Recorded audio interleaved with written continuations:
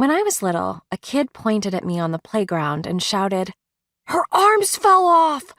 then ran away screaming in terror to his mom, who had to cuddle him on her lap and rub his head for like 10 minutes to get him to calm down.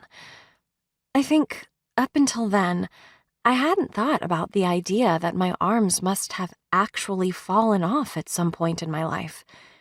I had never really thought about not having arms at all.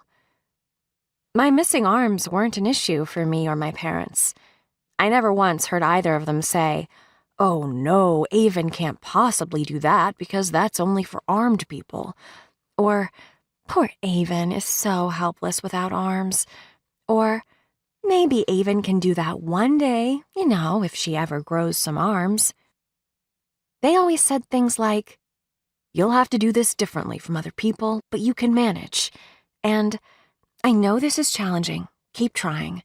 And, "You're capable of anything, Aven." I had never realized just how different I was until the day that horrible kid shouted about my arms having fallen off. For the first time, I found myself aware of my total armlessness, and I guess I felt like I was sort of naked all of a sudden.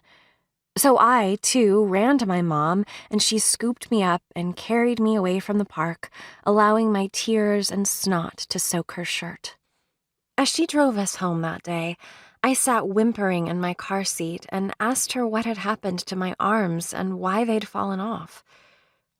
She told me they hadn't fallen off. I was just born like that. I asked her how I could get some new ones. She said I couldn't. I wailed in despair, and she told me to stop crying because having arms was totally overrated.